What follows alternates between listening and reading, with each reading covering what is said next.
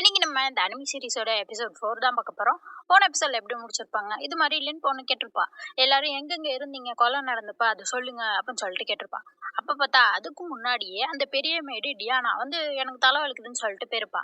அவ போனதுக்கு அப்புறம் பார்த்தா அவ வந்து அந்த கார்டனர் கூட தான் பேசிட்டு இருக்கான். அவன் சொல்லிட்டு இருக்கான், வா டியானா ஓடிடலாம், நம்மளுக்கு பிரச்சனையா இருந்தவன்னா இறந்து போயிட்டாருல, வா போயிடலாம் அப்படிங்கிற மாதிரி அவன் கேட்டுக்கிட்டு இருக்கான். இது எல்லாத்தையுமே கண்ணாடிக்குள்ள இருக்க அந்த பையன் உட்காந்து பாத்துக்கிட்டு இருக்கான். எல்லா பக்கமும் ஒரே டிராமாவா போயிட்டு இருக்கே அப்படின்னு சொல்லிட்டு அப்படியே இங்க லின்ன கட்டுறாங்க.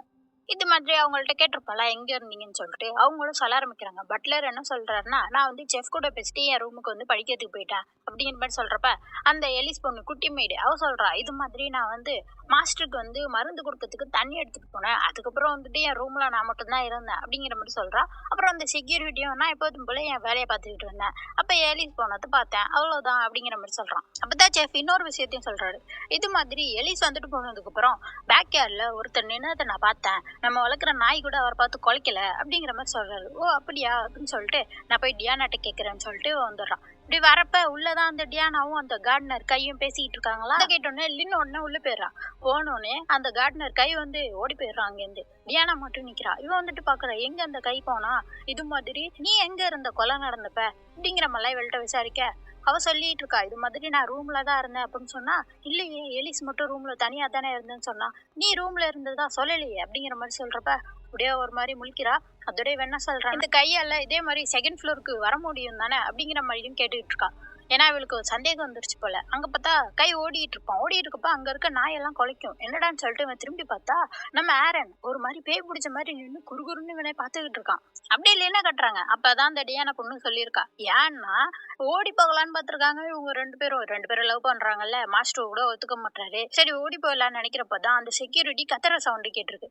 அதான் சொல்லிட்டு இருக்கா. உடனே இவ கேட்கிறா, கத்திருந்தாலும் என்ன நீங்க ஓடி போயிருக்கலாம்ல அப்படின்னா, அது வந்து ஏன்னா இவளுக்கு ஹைட்னா பயமா, ஏனிப்படியில இருந்து கீழே இறங்கறதுக்கு எனக்கு பயமா இருந்துச்சு, அதனால நான் வரமாட்டேன்னு சொல்லிக்கிட்டு இருந்தேன், அதனாலதான் அப்படிங்கிற மாதிரி சொல்லிட்டு இருக்கா. ஓ அப்படியா அப்படின்னு சொல்லிட்டு பாத்திட்டு இருக்கப்ப அவ சொல்லிட்டு இருக்கா, இது மாதிரி என்னோட இந்த கஷ்டமான வாழ்க்கையில இருந்து என்ன ஒருத்தரை காப்பாத்திட்டு போறாருன்னு நினைச்சா ரொம்ப சந்தோஷமா இருக்கு, எப்படி இருக்கு தெரியுமா படத்துல வர மாதிரி இல்ல அப்படிங்கிற மாதிரி சொல்லிட்டு என்ன சொல்றான்னா, இது மாதிரி உங்க அப்பா இறந்து போனதும் நல்ல விஷயம் தானே அப்படிங்கிற மாதிரி சொல்றா. உடனே லின் வந்து அப்படியே அதிர்ச்சியா பாக்குறா. அப்பதான் அந்த பொண்ணு சொல்றா, ஏன்னா உங்க அம்மா எவ்வளவு காதலிச்சாரு, இப்போ உங்க அம்மா கூடயே சேர்ந்து போயிருப்பாருல ஹெவன்ல அப்படிங்கிற மாதிரி சொல்லிட்டு இருக்கா. லின்னு ஒரு மாதிரியாவே பார்த்துட்டு இருப்பா. அப்ப பார்த்தா அந்த கை வந்து பொத்துன்னு உழுவானா. என்னடான்னு பார்த்தா இந்த ஆரன் பையன் தான், அவனை அடிச்சு போட்டு தூக்கி வீசி இருக்கான். இந்த மாதிரி இவன்ட்ட பேசணும்னு நினைச்சில பாத்தியா, அவனுக்காக புடிச்சிட்டு வந்துட்டேன் அப்படிங்கிற மாதிரி லின்ட்டு சொல்லிட்டு இருக்கான். லின்னு பாக்குறா, இவன் பார்க்கவே ஒரு மாதிரியா இருக்கானே அப்படின்னு சொல்லிட்டு, செஃப் அடிச்சதும் அப்ப நீ தானே அப்படிங்கிற மாதிரி கேட்கிறப்ப, ஆமா ஒரு ஷோ நடத்தலான்னு சொல்லிட்டு தான் அவனே அடிச்சேன், எப்படி நல்லா இருந்துச்சா அப்படிங்கிற மாதிரி அவன் லூசு மாதிரி பேசிட்டு இருக்கான். அப்படியே உள்ள கட்டுறான். அப்பதான் பார்த்தா நம்ம ஆரனோட அந்த உண்மையான செல்ஃப் வந்து உள்ள வந்து தூங்கிட்டு இருக்கு. என்னடான்னா இவனை வந்து 9 கிங்கோட இதயத்தை சாக்ரிஃபைஸ் பண்ணி தானே இந்த ஆரனை உருவாக்கி இருப்பாங்க. அதுல ஒரு கிங்கோட பிளட் வந்து இப்ப இவனை வந்து கண்ட்ரோல் பண்ணிக்கிட்டு இருக்கு. அதனால அவன் தன்னோட சுயநிலைவை இழந்து இப்படி உள்ள உட்காந்துருக்கான் ஒரு பொம்மை மாதிரி. அதான் அந்த பிளட் வந்து பேசிட்டு இருக்கு, நீ வந்து ஒரு பொம்மை மாதிரிடா, நீ என்ன நினைச்சிட்டு இருந்த, அந்த உடம்ப கண்ட்ரோல் பண்ணிடலாம் நினைச்சிட்டியா அப்படிங்கிற மாதிரி அவன் பேசிட்டு இருக்கான். அவன் வந்து ஒண்ணுமே புரியாம உட்காந்துருக்கான். ஓ அப்ப நான் பொம்மையா அப்படிங்கிற மாதிரிலாம் அந்த குட்டியா ஆரன் உட்காந்து பேசிட்டு இருக்கான். அப்ப பலார்னு ஒரு அற விழுகுமா, பார்த்தா நம்ம லின்னா அடிச்சிருக்கா, இது மாதிரி என் குடும்பத்துல இருக்கவங்களே கஷ்டப்படுதே அப்படின்னு சொல்லிட்டு. அப்படி அற விட்டதுக்கு அப்புறம் தான் நம்ம ஆரனுக்கு சுயநினைவே வரும். சுயநினைவு வந்து யாரை பார்த்துட்டா பொம்மைன்னு சொன்னேன், உன்ன மாதிரிலாம் நான் இருக்கவே மாட்டேன்டா நாகசேரா அப்படிங்கிற மாதிரி சொல்லிட்டு அந்த ரத்தத்தை தாக்கிடுறான். அந்த ரத்தம் போறப்ப வேற சொல்லிட்டு போகுது, இன்னும் கொஞ்ச நாள் தான் அந்த டிடெக்டிவ் கேம் எல்லாம் விளையாண்டுட்டு எப்படியும் நான் திருப்பி வந்துருவேன்டா அப்படிங்கிற மாதிரி சொல்லிட்டு போறான். இப்ப சுயநினைவுக்கு வந்து பார்த்தா லின் வந்து கோவமா நின்னுட்டு இருக்கா, இப்பெல்லாம் பட்டி அப்படின்னு சொல்லிட்டு.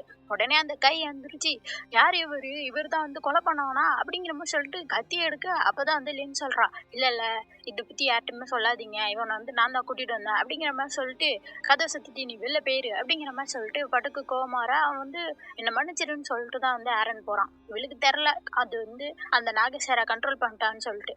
அதுக்கடுத்து இங்க நம்ம லின் அதையே நினைச்சுக்கிட்டு சோகமா அது எல்லாத்தையுமே அந்த கண்ணாடியில இருக்க அந்த பையன்ட்ட சொல்லிட்டு இருக்கா. உடனே அவன் சொல்றான், நீ ஏன் இந்த கேஸ் எடுத்து நடத்தக்கூடாது, நீ ஏன் அடுத்தவங்களை நம்பிக்கிட்டு, நான் வேணா உனக்கு உதவி செய்யறேன் அப்படிங்கிற மாதிரி சொல்றான். அப்படியா சரி அப்படிங்கிற மாதிரி சொல்றப்ப, நீ ஃபர்ஸ்ட் எங்க இருந்து ஆரம்பிக்கணும், அந்த குட்டி மேடு இருக்கால எலிஸ் அவள்கிட்ட இருந்து ஆரம்பி, ஏன்னா அவ கொலை நடந்ததுக்கு முன்னாடில இருந்து அவ ரூம்ல இல்ல தெரியுமா அப்படிங்கிற மாதிரி சொல்றான். அப்படியா அப்படின்னு சொல்லிட்டு அப்படியே இங்கே காட்டினா ரூம்ல. இவன் நம்மளுக்கு சந்தேகம் வர மாதிரியே அந்த ரூம்ல ஒரு கபோர்டை திறந்துக்கிட்டு நான் என்ன பண்ண போறேனோ அப்படிங்கிற மாதிரி அதையே பார்த்து புலம்பிக்கிட்டு இருக்கான். கரெக்டா அந்த நேரம் பார்த்து நம்ம லின் அங்க வந்துடுறா. வந்துட்டு என்னது அது காட்டு அப்படிங்கிற மாதிரி சொன்னா கதவை மூடிட்டு ஐயோ காட்ட மாட்டேன் அப்படிங்கிற மாதிரி சொல்லிட்டு இருக்கா. ஒண்ணு லின் கதவை திறந்து பார்த்தா உள்ள உடஞ்சி போனா ஜாடி பீஸுங்களா இருக்கு. என்னது இது அப்படின்னு சொல்லிட்டு பார்த்தா அப்பதான் அந்த குட்டி பொண்ணு சொல்லிட்டு இருக்கா. இல்லைங்க இது மாதிரி மாஸ்டருக்கு நான் வந்து மாத்திரை கொடுக்க போனேன்னா அப்பதான் ஞாபகம் வந்துச்சு அவர் வேணான்னு சொன்னது. சரின்னு சொல்லிட்டு தண்ணி எடுத்துட்டு வந்து ஏன் வேஸ்ட் பண்ணுவானே அந்த ஜாடியில ஊத்தலாம் பூக்குன்னு சொல்லிட்டு ஊத்துனா அந்த ஜாடியை தள்ளி விட்டு உடைச்சிட்டா. இது தெரிஞ்சா பட்லர் நம்மள கொண்டுருவாருன்னு சொல்லிட்டு வேக வேகமா அந்த ஜாடி பீஸ் எல்லாம் எடுத்து ஒழிச்சு வச்சுட்டு ஸ்டோர் ரூமுக்கு போய் ஜாடியை எடுத்துட்டு வந்திருக்கான். நம்ம லின் கூட போன எபிசோட்ல பாத்துருப்பா ஏதோ ஸ்டோர் ரூம்ல இருந்து எடுத்துட்டு போன மாதிரி அங்க தடம் இருக்கும். அதான் யோசிச்சு பார்த்துட்டு இருக்கா. அப்ப நீ தான் எடுத்துட்டு வந்தியா அப்படின்னு சொல்லிட்டு ஆமா அதை எடுத்துட்டு வந்து மாத்தி வச்சேன். நீங்க மட்டும் இந்த பட்லர்கிட்ட சொல்லிடாதீங்களா அப்படிங்கிற மாதிரி கேட்டுட்டு போய் பின்னாடி பட்லர் வந்து நீ தான் ஜாடியை உடச்சியான்னு பிடிச்சி தரம் இழுத்துட்டு போயிட்டு இருக்காரு. அப்படியே நம்ம லின் வந்து ரூமுக்கு வந்துடுறா. இந்த விஷயம் தானா அப்படின்னு சொல்லிட்டு வந்து பார்த்தா அங்க லெட்டர் இருக்கும். அந்த லெட்டர்ல என்ன எழுதிருக்குன்னா என்ன பேக்யார்டு வந்து பாரு அப்படின்னு சொல்லிட்டு எழுதிருக்கு. யாரும் தான் எழுதிருப்பான் போல. சரின்னு சொல்லிட்டு இவளும் வந்து பார்த்தா இவங்க வளர்க்குற அந்த டாக்ஸ் இவளை பத்தி ஒரு மாதிரி மறைச்சிக்கிட்டு உரிமிக்கிட்டு இப்படியே துரத்திக்கிட்டு வருமா. நான் தான் ஏன் இப்படி துரத்துறீங்கன்னு கத்திட்டு வர்றா. அப்படியே மடக்கி நிப்பாட்டிடுதுங்க. அப்படியே பயந்துக்கிட்டு ஏரன் என்ன காப்பாத்துங்க அப்படின்னு சொல்லிட்டு கத்துறா. அப்ப கரெக்டா ஏரன் அங்க வந்துடுறான். வந்துட்டு அந்த நாயை போங்க அப்படின்னு சொன்னோன்னே அதுங்களும் போயிருது. அப்பதான் இவள்கிட்ட சொல்ல ஆரம்பிக்கிறான். இப்பயாச்சும் நான் என்ன சொல்ல வரேன்னு கேக்குறியா அப்படின்னு சொல்லிட்டு அப்படி இவங்க பேசுறப்பயே இவங்களை யாரோ பார்த்துட்டு இருக்க மாதிரி நம்மளுக்கு காட்டுறாங்க. அப்படியே இவங்க ரூமுக்கு வந்துடுறாங்க. இவன் நடந்தது எல்லாத்தையுமே சொல்றான். அந்த நாகசாரா கண்ட்ரோல் பண்ணது அப்புறம் நடந்தது எல்லாமே அவன் பண்ணதுதான் அப்படிங்கிற மாதிரி சொல்றப்ப இவளுக்கும் புரியுது. ஓ அப்படியான்னு சொல்லிட்டு இது மாதிரி சர்வெண்ட் எல்லாம் சொல்லியிருந்தாங்கல்ல எங்க இருந்தாங்கன்னு சொல்லிட்டு அது எல்லாத்தையுமே சொல்றா. அவங்க சொன்னதை வச்சு பார்த்தா இங்க இருக்கவங்க யாருமே கொலை பண்ணல போலியே அப்படிங்கிற மாதிரி இவ சொல்லிட்டு இருக்கா. அதோட வந்து என்ன சொல்றான்னா ஏன் என்னோட டாக்ஸ் என்ன அட்டாக் பண்ண வந்துச்சு அப்படின்னு சொல்லிட்டு கேட்க அப்பதான் ஆரன் சொல்றான்.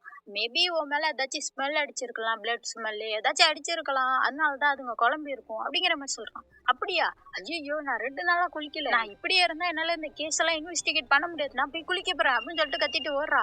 இவன் சொல்றான் கொஞ்ச நேரம் நில்லு அப்படின்னு சொல்லிட்டு அதுக்குள்ள இவ குளிக்கிறதுக்கு வந்துடுறான். அப்ப லின் மட்டும் தனியா குளிச்சுட்டு இருப்பாளா. பின்னாடி பார்த்தா யாரோ வந்து நிக்கிறாங்க. அடுத்த சீன்ல பார்த்தா லின் ரத்த வெள்ளத்துல கிடக்குறா.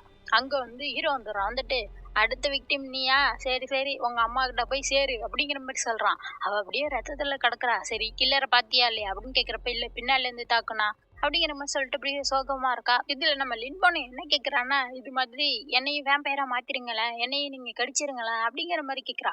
இவன் பாத்துட்டு இருக்கான். எது ஒண்ணு கடிக்கிறதா நான் கடிச்சேன்னு ஏன் நீ ஒரு பொம்மையா மட்டும்தான் இப்ப மாறுவ. அதோட உனக்கு இருக்க காயத்துக்கு கொஞ்ச நேரத்துல செத்தே போயிருவ அப்படிங்கிற மாதிரி சொல்றான். பரவாயில்லைங்கிற மாதிரிலாம் சொல்றான். அதே மாதிரி கடிச்சு மாத்தணும்னா இவ வந்து சொல்றா இது மாதிரி உங்க ரத்தத்தை கொடுங்களேன் நானா வந்து இவளு வேம்பயரா ஆயிரேன் அப்படிங்கிற மாதிரி கேக்குறா. ஏன்னா இறந்து போயிருவாள் இன்னும் நான் முடிக்க வேண்டியது எதுவுமே முடிக்கல அப்படிங்கிற மாதிரிலாம் கேக்குறப்ப சரின்னு சொல்லிட்டு ஆரனும் அவனோட ரத்தத்தை கொடுக்குறான். அப்புறம் என்ன நம்ம இனி இப்ப வேம்பயரா மாறிட்டா.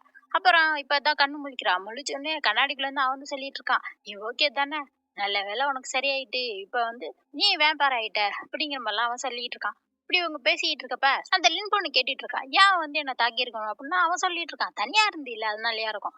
இல்லையே எங்க அப்பா இறந்து போனப்ப நான் அங்க தனியா தானே ரூம்ல இருந்தேன். அப்ப என்ன எதுவுமே பண்ணலையே அப்படிங்கிற மாதிரி சொல்லிட்டு இருக்கா. அப்படியே பார்த்துட்டு ஆரன் சொல்றான். சரி சர்வெண்ட் எல்லாம் கூப்பிடு அவங்கள்ட்ட நம்ம பேசணும் அப்படிங்கிற மாதிரி சொல்லிட்டு எல்லாரையுமே கூப்பிட்டு நிக்க வச்சிருக்காங்க.